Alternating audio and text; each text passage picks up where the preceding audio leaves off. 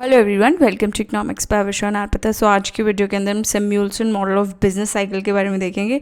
सो इसमें हम पढ़ेंगे मल्टीप्लायर इफेक्ट क्या होता है और एक्सेलरेटर मॉडल में क्या एग्जैक्टली होता है।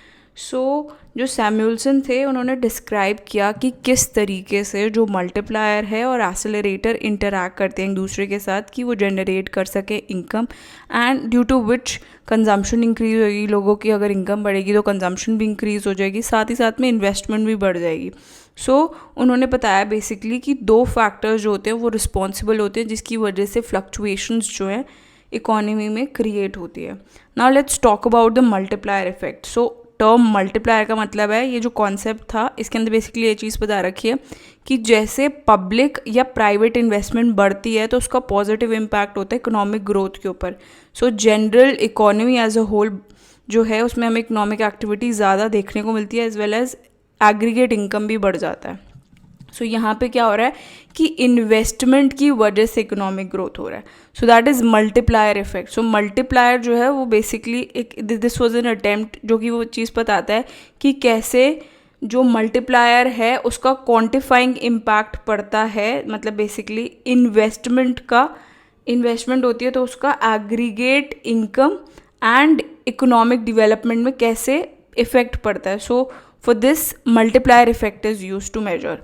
ठीक है। सो जितना ज़्यादा इन्वेस्टमेंट मल्टीप्लायर होगा उतना ज़्यादा मोर एफिशिएंट होगी economy and it create more wealth.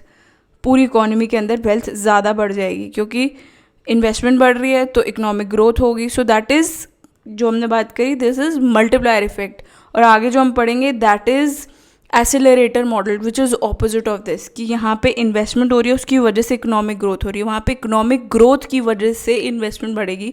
So that is accelerator model. ठीक है। सो इसके अंदर जो हम बात कर रहे थे अभी एसिलरेटर मॉडल की बजाय the one that we are focusing which is multiplier effect. So जो एक्सटेंट होता है इन्वेस्टमेंट मल्टीप्लायर का वो डिपेंड करता है दो फैक्टर के ऊपर। One is marginal propensity to consume and other is marginal propensity to save. So investment multiplier का जो फॉर्मूला होता है ये हमने मैक्रो इकोनॉमिक्स में बहुत बार पढ़ा है, दैट इज़ 1/1 माइनस MPC। ठीक है। So that is investment multiplier. तो 1/1 माइनस MPC, और MPC को 1 minus MPC is also known as MPS which is marginal propensity to save. So marginal propensity to consume और मार्जिनल प्रोपेंसिटी टू सेव को अगर हम add करते हैं that is equal to 1, कि हमने कंज्यूम किया और सेव किया, that is equal to 1। And marginal is basically additional कितना कंज्यूम किया और एडिशनल कितना सेव किया, उन दोनों का सम जो है that is equal to 1। So now let's talk about the accelerator effect which is opposite to multiplier effect. वहाँ पे क्या था, इन्वेस्टमेंट की वजह से इकोनॉमिक ग्रोथ हो रही है। यहाँ पे क्या है कि इकोनॉमिक ग्रोथ हो रही है उसके कॉरस्पॉन्डिंग इन्वेस्टमेंट बढ़ रही है, that is accelerator effect. But जैसे इकोनॉमिक ग्रोथ गिरती है तो इन्वेस्टमेंट भी गिर जाती है। ठीक है। वहाँ पे इन्वेस्टमेंट हो रही थी उसकी वजह से इकोनॉमिक ग्रोथ हो रही थी, यहाँ पे इकोनॉमिक ग्रोथ की वजह से इन्वेस्टमेंट हो रही है। बट यही इकोनॉमिक ग्रोथ अगर गिर जाती है तो इन्वेस्टमेंट भी गिर जाएगी। सो दैट इज़ एक्सेलरेटर इफेक्ट। ठीक है।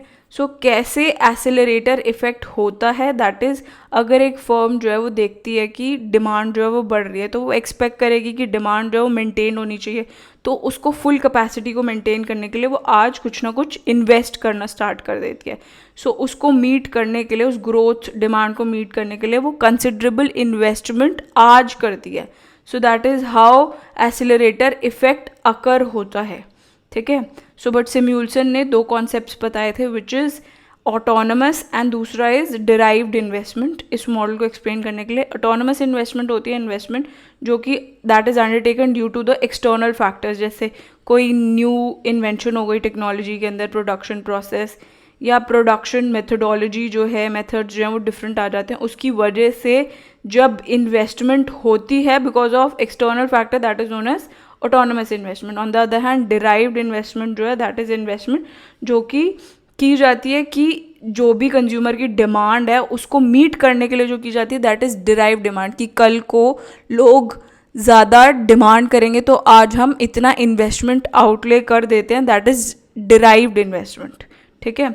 सो ऑटोनमस इन्वेस्टमेंट होती है जब कोई एक्सटर्नल फैक्टर जो है वो इन्वेस्टमेंट उसकी वजह से जब इन्वेस्टमेंट होती है that is autonomous investment. But derived क्या होती है, डिराइव्ड इज़ जब कंज्यूमर जो है कोई भी फर्म जो है वो एक्सपेक्ट करती है कि कल को कंज्यूमर ज़्यादा they want to demand something, तो वो आज इन्वेस्टमेंट कर देते हैं, ठीक है। सो अब ये मॉडल काम कैसे करता है, जैसे कि हमें पता है ऑटोनमस इंक्रीज जो होता है that is the level of investment जो कि रेस कर देता है इनकम को बाय अ मैग्नीफाइड अमाउंट। डिपेंड करता है वो कितना मैग्नीफाई हो रहा है, डिपेंड करता है on the value of multiplier. So जैसे अगर इनकम इंक्रीज होगी वो फर्दर इंड्यूस करेगा कि लोग इन्वेस्टमेंट करेंगे। तो जब इनकम बढ़ रही है मतलब इकोनॉमिक ग्रोथ बढ़ रही है, उसकी वजह से जब इन्वेस्टमेंट हो रही है दैट इज एसेलरेशन इफेक्ट और एसेलरेशन मॉडल जो हमने पीछे पढ़ा था कि इकोनॉमिक ग्रोथ से इन्वेस्टमेंट हो रही है, ठीक है। सो जो इंक्रीज है इनकम के अंदर वो उससे क्या होगा, एग्रीगेट डिमांड बढ़ेगी कि लोगों के हाथ में पैसा है, मतलब उनकी परचेजिंग पावर ज़्यादा है, तो वो ज़्यादा डिमांड करेंगे for the goods and services too so इसको प्रोड्यूस करने के लिए गुड्स को, तो फर्म्स को क्या चाहिए, ज़्यादा कैपिटल चाहिए कि वो एक्स्ट्रा इन्वेस्टमेंट कर सके। So that is how this model works, ठीक है। So after some point of time जैसे इनकम बढ़ती है progressively and that slows down on the account, कि जितना ज़्यादा बड़ा पार्ट होगा ऑफ इंक्रीज इन इनकम उतना सक्सेसिव पीरियड के अंदर there is no spending in the consumption, कि एक लेवल तक ही इंसान कंज्यूम करता है, उसके बाद इतनी भी नीड्स नहीं होती कि वो करता ही रहेगा। So there is a successive period तक होता है but not spend on consumption पे ही नहीं खर्च होता पैसा। सो एज अ रिजल्ट जैसे डिक्रीज होता है volume of induce investment, so which is basically जैसे डिक्रीज हुआ that exceeds the induce consumption, जितना इंड्यूस कंजम्पशन के अंदर इंक्रीज हुआ था वो डिक्रीज कर जाता है। So there is a decrease in income, ठीक है। So marginal propensity to save जो है that is basically holds the expansion on the top of the multiplier process, की एक लेवल तक बढ़ता है, उसके बाद जो मार्जिनल प्रोपेंसिटी टू सेव है वो होना स्टार्ट हो जाता है, which is called as halt हो गया। जब मल्टीप्लायर इफेक्ट जो है वो होना ख़त्म हो जाता है तो लोग कंजम्पशन के ऊपर कम और पैसा सेव करने पे ज़्यादा लग जाते हैं, ठीक है। सो दस एज अ रिजल्ट जो रिलेशन है between investment and income is on mutual interaction, कि इन्वेस्टमेंट बढ़ेगा तो इकोनॉमिक ग्रोथ होगी, वो म्यूचुअली होता है। अगर एक भी कम होगा तो दूसरा अपने आप ऑटोमेटिकली कम हो जाएगा। So that is why it is known as mutual interaction. So investment affect करता है इनकम को, जिसकी वजह से which in turn affect the investment demand. So इस प्रोसेस के अंदर इनकम एम्प्लॉयमेंट फ्लक्चुएट करती है एक साइक्लिकल मैनर के अंदर, ठीक है। So that is there, since हमें पता है जो फ्लक्चुएशंस होती हैं टोटल इनकम के ऊपर वो डिपेंड करती हैं वैल्यू ऑफ मल्टीप्लायर के ऊपर, कि कितनी इनकम जो है वो कितनी बढ़ी या घटी, that depends on the multiplier या एसेलरेटर के ऊपर डिपेंड करता है। सो बिजनेस साइकिल सिम्युलेशन मॉडल के अंदर that may have explosive fluctuation भी हो सकती हैं, ज़रूरी नहीं है कि हमेशा इकोनॉमिक ग्रोथ बढ़ेगी तो इन्वेस्टमेंट बढ़ेगी। कई बार एक्सप्लोसिव फ्लक्चुएशंस भी होती हैं कि हमें हमेशा बूम देखने को नहीं मिलता है। There are also drops that are visible in the business cycle, ठीक है। सो जिसकी वजह से फ्लक्चुएशंस जो हैं वो डैम्पन हो जाती हैं और एक्सप्लोसिव फ्लक्चुएशंस दिखती हैं।